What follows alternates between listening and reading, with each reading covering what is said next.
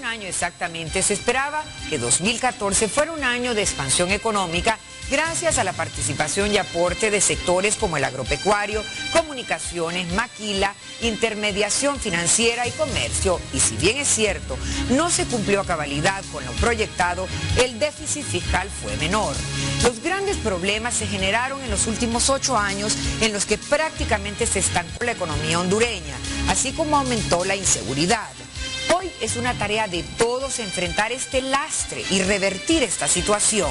A final de 2014 se recuperaron los precios del café, por lo que las divisas en este renglón se calcula pueden crecer hasta en $700 millones este año.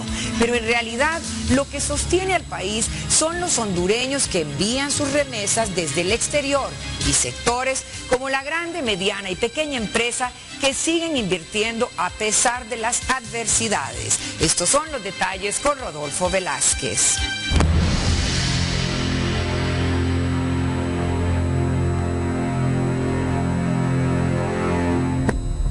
El crecimiento económico es el ritmo al que se incrementa la producción de bienes y servicios de una economía y por tanto su renta durante un periodo determinado. El 2014 se cierra con cifras mejores que las que se estimaban al principio del año, ¿verdad? O sea, se logra reducir el déficit fiscal de 7,5 a 5,3, la inflación menor de 7 puntos, quedó creo que en 6,5%, y el crecimiento de la economía, sí, ese sí se castigó un poco, porque se había hablado de 2,5 a 3, y creo que al final terminó en 2,5, ¿verdad? Sin embargo, en los últimos meses de 2014, el país tuvo noticias positivas que darán mayor oxígeno a una economía debilitada. La recuperación de los precios del café. El café es un producto muy importante en la economía hondureña. Con la recuperación del precio, los flujos de divisas probablemente crezcan en $700 millones. Y el otro punto es la caída en los precios del petróleo. Si esa tendencia de precios bajos se mantuviera, el país también dejaría o estaría ahorrándose alrededor de $700 millones también. El nivel de remesa creció de tal manera que al final llegaron unos $3.450 millones. Este es el principal aporte en términos de moneda extranjera que dan a Honduras una mayor capacidad de importaciones. El acuerdo con el Fondo Monetario Internacional permitirá al gobierno acceso adicional a recursos financieros en términos concesionales. El acuerdo con el Fondo Monetario Internacional significó un aumento de los recursos financieros que se podían obtener de parte del Fondo Monetario, del Banco Mundial y del BID. Y yo creo que el gobierno en ese sentido dio buenas señales en el 2014. Insisto, el mensaje del acuerdo con el fondo, luego la reducción del tamaño del gobierno a finales del año pasado, que vimos desgraciadamente eso se refleja en un aumento en el desempleo, pero la verdad es que si se continúa consistentemente con esas políticas, el agente económico va a recuperar la confianza.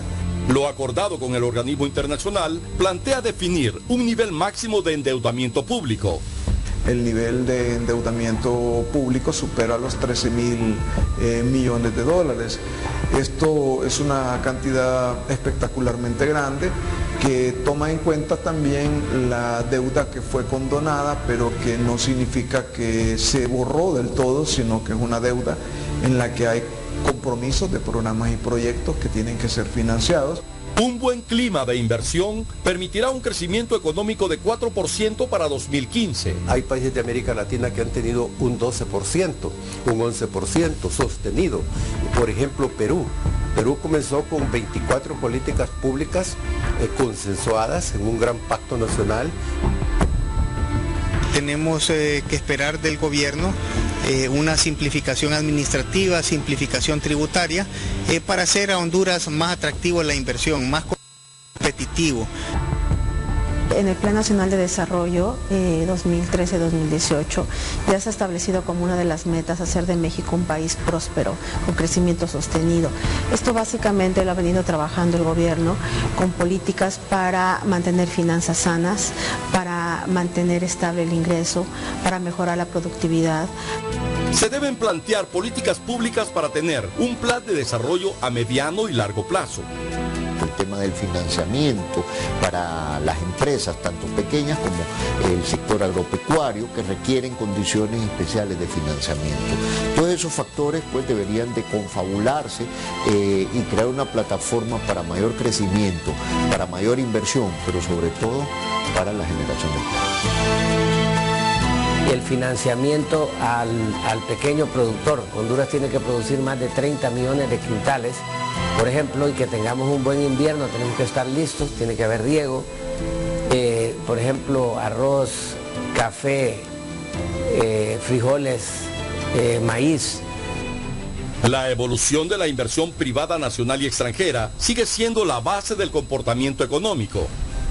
El enfoque tiene que hacerse sobre las micro y las pequeñas empresas, que es donde está la mayor parte del empleo en el país. Y eso necesita un mayor estímulo, mayores facilidades financieras y una cuestión muy importante. La cantidad de trámites, requisitos que impone el gobierno para la formalización de las empresas, para la operación de las empresas, es odioso. Verdaderamente desestimula a cualquier emprendedor a iniciar un negocio. Hemos escuchado distintas intervenciones del presidente Hernández y nos entusiasma con sus planes para generar empleo y desarrollo, además de combatir la pobreza. Pero esos planes deben ir acompañados de medidas que incentiven y faciliten la inversión nacional y extranjera en el país, para que su gobierno tenga éxito y que cumpla con las metas propuestas para el beneficio de todos los hondureños. Pero también es cierto que el presidente no solo debe escuchar a quienes siempre lo rodean, también debe escuchar a todos los sectores involucrados en el desarrollo del país para hacer constantes evaluaciones y las enmiendas que correspondan. La nueva Honduras está en nuestras manos, hagámosla crecer.